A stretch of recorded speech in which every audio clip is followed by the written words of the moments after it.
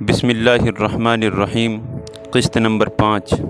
Hotel سے نکل کر جس وقت مسعودہ کیمپ کے دروازے پر پہنچی تو دیکھا کہ دروازہ بند ہے۔ دروازہ کھٹکھٹایا اور کھولنے کی درخواست کی۔ اندر سے آواز آئی کہ 8 بجے دروازہ کھلتا ہے، اس سے پہلے نہیں کھلے گا۔ مسعودہ جس وقت کیمپ کے دروازے پر پہنچی اس وقت صبح کے 7 یا 7:15 بج رہے تھے۔ ایسی صورت میں اندازہ لگائیے کہ مسعودہ کا دل کتنا دھڑک رہا ہوگا۔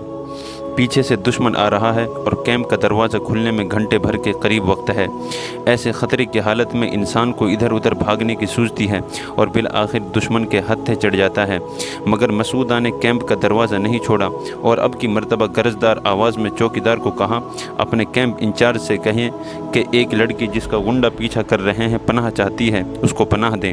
چوکیدار پر مسعودہ کی اس معقول اور بامانہ بات کا ایسا اثر ہوا کہ اس نے فوراً کیمپ انچارج سے رابطہ کر کے حقیقت حال سے مطلع کیا۔ کیمپ انچارج نے فوراً دروازہ کھول کر اندر لے لینے کا حکم دیا۔ چوکیدار نے مسعودہ کو اندر لیتے ہی دروازہ پھر بند کر دیا۔ مسعودہ کو اندر آئے چند لمحے ہی گزرے تھے کہ کپور سنگھ ماں اپنے ساتھیوں کے کیمپ کے دروازے پر آ دھمکا۔ چوکیدار کو کپور سنگھ نے کہا کہ ہماری ایک لڑکی بھاگ کر یہاں آئی ہے، وہ مسلمانوں میں شامل ہونا چاہتی ہے، ہمیں اس لڑکی کو فوراً واپس کریں۔ چوکیدار نے دروازے پر آئے لوگوں اور ان کے مطالبے سے کیمپ انچارج کو مطلع کیا۔ مسعودہ نے چونکہ اندر آتے ہی رگھوبیر کور کیمپ انچارج کو پوری حقیقت حال سے مطلع کر دیا تھا، اس لیے رگھوبیر کور نے کپور سنگھ اور اس کے ساتھیوں کو یہ کہتے ہوئے واپس کر دیا کہ وہ لڑکی پولیس کے حوالے کی جا چکی ہے، پولیس اس کی تلاش میں تھی، اس لیے پولیس اسٹیشن سے رابطہ کریں۔ کیمپ انچارج سے ٹکا سا جواب سن کر یہ لوگ خائب اور خاسر ناکام نامراد واپس لوٹے اور مسعودہ نے صورتحال پر خوشی محسوس کر کے 2 رکعت شکرانے کی ادا کی۔ مسعودہ بیگم نانوتا کے لیے روانہ۔ کیمپ انچارج رگھوبیر کور نے فیروزپور پولیس کو مسعودہ کے متعلق تمام تفاصیل سے آگاہ کیا۔ فیروزپور تھانہ انچارج مسٹر گجیندر سنگھ نے فوری نوٹس لیتے ہوئے کلب دیو ہوٹل پر چھاپہ مارا اور مجرمین کو پکڑنے کی کوشش کی، لیکن مجرمین فرار ہو چکے تھے۔ فیروزپور پولیس نے تھانہ نانوتا مسعودہ کی بازیابی کی اطلاع بھیجی۔ تھانہ نانوتا میں پہلے ہی سے مسعودہ کے اغوا کی رپورٹ درج تھی، اس لیے اطلاع ملتے ہی تھانے دار ماں گارڈ اور مسعودہ کے ماموں حکیم محمد احمد نانوتوی فیروزپور پہنچے۔ تمام کارروائی مکمل کر کے مسعودہ کو بحفاظت نانوتا لے آئے۔ مسعودہ کے نانوتا آ جانے کے بعد بعض ہمدردوں نے مسعودہ کے ماموں کو مشورہ دیا کہ اس لڑکی کو پاکستان بھیج دیا جائے، کہیں ایسا نہ ہو کہ اس لڑکی کے اغوا بعد اغوا کا سلسلہ دراز ہو اور تمام خاندان کی شامت آئے۔ تمام خاندان اور لڑکی کی حفاظت اسی بات میں چھپی ہوئی ہے۔ حالات بھی کچھ اس طرح کے تھے کیونکہ کپور سنگھ ہر حال و صورت میں مسعودہ کو حاصل کر لینا چاہتا تھا۔ جتنے حربے مسعودہ کے حصول کے ہو سکتے تھے کپور سنگھ نے تمام ہی کو اپنایا۔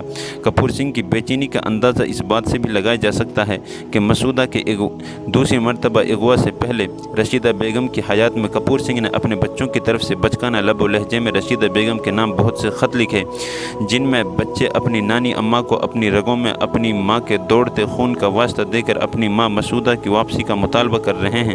کہیں موہن سنگھ مسعودہ کا بچہ اپنی ننھی سی بہن رنجیت کور کے رونے اور بار بار امی کے یاد کرنے کی بات کرتا دکھائی دیتا ہے۔ کہیں موہن سنگھ سوال کرتا ہے کہ ہم دونوں بھائی اور بہن کی کیا خطا کہ ہم کو شفقت مادری سے محروم کر دیا گیا۔ رشیدہ بیگم نے ان خطوں کے متعلق کپور سنگھ کو سخت جواب دیتے ہوئے کہا، تیرے خط کو دیکھا جو تو نے بچوں کی طرف سے لکھا، اس کو پڑھ کر ایسا لگا تو ان سب چیزوں کو بچوں کا کھیل سمجھتا ہے۔ میں اور مسعودہ تختہ دار یعنی پھانسی کے پھندے کو بخوشی گلے لگا لیں گے، گردن کٹوا دیں گے، گردن جھکا نہیں سکتے۔ تجھ کو اور تیرے بچوں کو تسلیم کرنا غیر ممکن ہے۔ کان کھول کر سن لے کہ ان بچوں سے نہ ہمارا پہلے کوئی تعلق تھا، نہ اب کوئی تعلق ہے اور نہ مستقبل میں کوئی تعلق ہو سکتا ہے۔ یہ آخری فیصلہ ہے، مردود مزید اس سلسلے میں کوئی رابطہ کرنے کی ہرگز ضرورت نہیں۔ کپور سنگھ اور دربار سنگھ کو پتہ چلا کہ نانوتا کا یہ خاندان مولانا حسین احمد مدنی رحمۃ اللہ علیہ کو اپنا دھرم گرو مانتا ہے۔ یہ دونوں حضرت مدنی رحمۃ اللہ علیہ کے یہاں پہنچے اور حضرت سے مسعودہ کے ماموں کے یہاں مسعودہ کی واپسی کی سفارش کرنے کو کہا۔ حضرت مدنی چونکہ مسعودہ کے اہل خانہ پر ہونے والے مظالم سے بخوبی واقف تھے، اس لیے ان دونوں کی باتیں سن کر غصے سے کھڑے ہو گئے اور خدام کو حکم دیا کہ ان دونوں کو یہاں سے فوراً نکال دو۔ قصبہ نانوتا کے شرنار تھی اور دیگر کچھ مقامی ہندو کپور سنگھ کے آلائی کار بنے ہوئے تھے جو کپور سنگھ کو مسودہ کی ہر نقل و حرکت کی خبر دیتے تھے اور کپور سنگھ کی طرف سے ان سب پر کچھ رقم حاصل اور کپور سنگھ کی طرف سے یہ کچھ رقم حاصل کر لیا کرتے تھے۔ مسودہ کے اغوا ثانی میں یعنی دوسری مرتبہ اغوا میں انہی شرپسندوں نے کپور سنگھ کی بھرپور مدد کی تھی۔ مذکورہ اسباب اور عوامل کو مد نظر رکھتے ہوئے جن ہمدرد اور خیر خواہوں نے مسودہ کو پاکستان بھیجنے کا مشورہ دیا بظاہر درست ہی تھا، مگر مسودہ بیگم نے اس خیر خواہانہ مشورے کی قدر کرتے ہوئے جو جواب دیا وہ ہر ہندوستانی کے لیے بالعموم اور برادران وطن کے لیے بالخصوص گوش ہوش سے سننے کے لائق ہے۔ مسودہ نے کہا، میں اپنے وطن میں زندہ رہنا اور یہیں مرنا چاہتی ہوں۔ میرے باپ دادا اسی سرزمین کی مٹی میں دفن ہیں۔ انہوں نے اس ملک کے لیے اپنا خون بہایا ہے۔ میرا خون بھی اگر اسی کے لیے بہتا ہے تو میں اسے خوشی کے ساتھ منظور کروں گی۔ مسودہ کے اس دلیرانہ و بے باکانہ جواب کے بعد مسودہ کو پاکستان تو کیا منتقل کیا جاتا، البتہ جس مکان میں مسودہ کو رکھا گیا اس کی حفاظت اور پہرے کے واسطے حکومت ہند سے مسلح پولیس کی درخواست کی گئی جو منظور ہوئی اور یوں مسودہ 24 گھنٹے مسلح پولیس کے پہرے میں رہنے لگی۔ مسودہ بیگم کا تاریخی مقدمہ۔ مسودہ کو نانوتا آئے کچھ ہی دن گزرے تھے کہ اس 17-18 سالہ بہادر لڑکی نے عدالتی مار کا آرائی کے لیے کمر کس لی اور ارادہ کر لیا کہ جب تک کپور سنگھ اور اس کے ساتھیوں کو کیفر کردار تک نہیں پہنچا دوں گی چین کا سانس نہیں لوں گی۔ چنانچہ مسودہ نے اپنے بڑے ماموں حکیم محمد احمد صدیقی کے ذریعے دسمبر 1951 میں سہارنپور کی عدالت میں مقدمہ دائر کرایا۔ تمام ملزمین کے نام مع ولدیت و مکمل پتے درج کرائے۔ مقدمہ شروع ہوا۔ عدالت نے کپور سنگھ، دربار سنگھ اور دیگر ملزمین کے نام سمن جاری کیے۔ مقدمہ شروع ہوا اور شہر سہارنپور میں ایک قیامت برپا ہو گئی۔ مسودہ بیگم کی ذات اور اس کے کارناموں سے چونکہ اس وقت پورے ملک کے مسلمان بالعموم اور مغربی یو پی کے بالخصوص واقف ہو چکے تھے، بچے بوڑھے، خواندہ نہ خواندہ، عوام و خاص سبھی کی زبان پر مسودہ کا نام تھا۔ نیز مسودہ اور کپور سنگھ کی اس مقدمہ بازی کو عوام حق و باطل کی مار کا آرائی سمجھ رہے تھے۔ چنانچہ جتنی دلچسپی کا مظاہرہ مسودہ کے اس مقدمے کے متعلق سہارنپور اور اطراف سہارنپور کے مسلمانوں نے دکھلایا، سہارنپور کی تاریخ میں اس کی مثال نہیں ملتی۔ اخبار الجمعیت کے مطابق مسودہ بیگم اور فریق مخالف کی عدالت میں 24-25 مرتبہ پیشی ہوئی۔ 1952 سے لے کر مسلسل 6-7 مہینے تک پیشی پر پیشی ہوتی رہی۔ ایک مرتبہ کو چھوڑ کر مسودہ تمام پیشیوں میں باقاعدہ حاضر ہوتی۔ ایک طرف حافظ عبدالعلام صاحب بندوق لیے، دوسری طرف حکیم محمد احمد صاحب اور بیچ میں مسودہ بیگم باپردہ حاضر عدالت ہوتی۔ بکثرت دیکھی گئی۔ جب بھی مسودہ حاضر عدالت ہوتی تو مسودہ کے بیانات سننے کے لیے لوگوں کے ٹھٹ لگ جاتے۔ صرف شہری ہی نہیں، دور دراز دیہاتوں سے بھی لوگ حاضر ہوتے اور مسودہ کی حاضر جوابی بیدار مغزی پر انگشت بدندہ ہوتے۔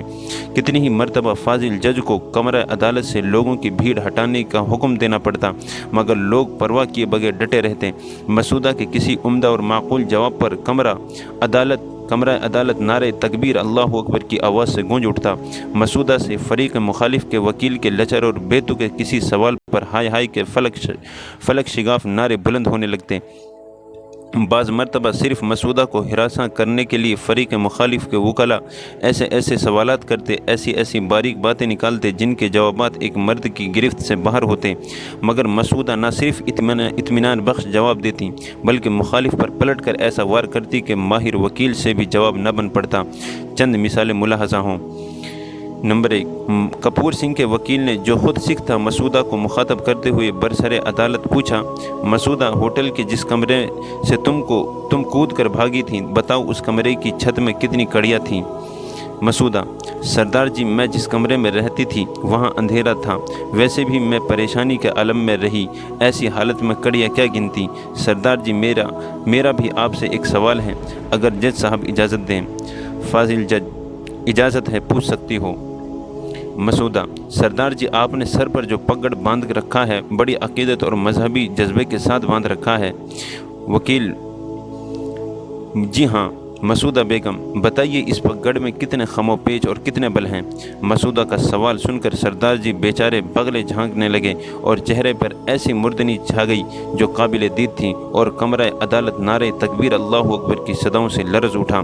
عوام ایسی سر مشتی میں مبتلا ہوئے के खिड़कियों और दरवाज़ों के शीशे तोड़ डाले और सरदार जी वकील के खिलाफ नारे लगाते रहे।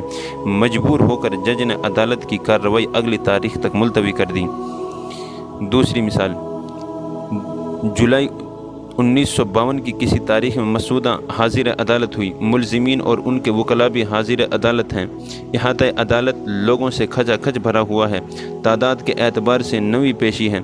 इसी पेशी में मसूदा ने अपने दोनों मरतबा अगवा होने और फिर बाजियाफ्त की पूरी तफसील मरहलावार जज की अदालत में सुनाई और अपनी तरफ से साफ साफ लफ्ज़ों में ये तासुर देने की कोशिश की कि ये सब कुछ मेरी मर्ज़ी के बगैर हुआ। मेरा कपूर सिंह से न पहले कोई ताल्लुक़ था, न अब है और न आगे रह सकता है। जबकि मुलजिम कपूर सिंह के वकला ये साबित करना चाहते थे कि मसूदा का कपूर सिंह के साथ रहने और साथ जाने में उसकी अपनी मर्ज़ी से था अपनी मर्ज़ी से था। कपूर सिंह ने कोई जबर नहीं किया। इसी पस मंज़र में आइंदा की गुफ्तगू मुलाहज़ा फरमाए और मसूदा की अक़ल को दाद दें। कपूर सिंह का वकील: क्या तुम्हें नानोता से ले जाते वक्त कपूर सिंह लोहारा नामी गांव में 10-15 दिनों तक छोड़कर नहीं चला गया था? मसूदा: जी नहीं। वकील मसूदा पर एतराज़ करते हुए: अगर तुम्हें लोहारा गांव का चंदन सिंह नामी शख्स जिसके यहाँ ठहराया गया था शनाख्त कर ले तो? मसूदा: चंदन सिंह मुझे इसलिए शनाख्त कर सकता है कि वो कपूर सिंह का दोस्त है। वो कपूर सिंह से मिलने कई दफ़ा उसके घर आ चुका है। वकील मसूदा के जवाब को तोड़ते हुए: अगर लोहारा गांव की औरतें तुम्हें शनाख्त कर लें तो? मसूदा: लोहारा की चंद औरतें क्या, अब तो मुझे तमाम मुल्क शनाख्त कर सकता है। बाकी तफसील इंशाअल्लाह आखिरी जो वीडियो बाकी तफसील इंशाअल्लाह अगली वीडियो में बयान की जाएगी।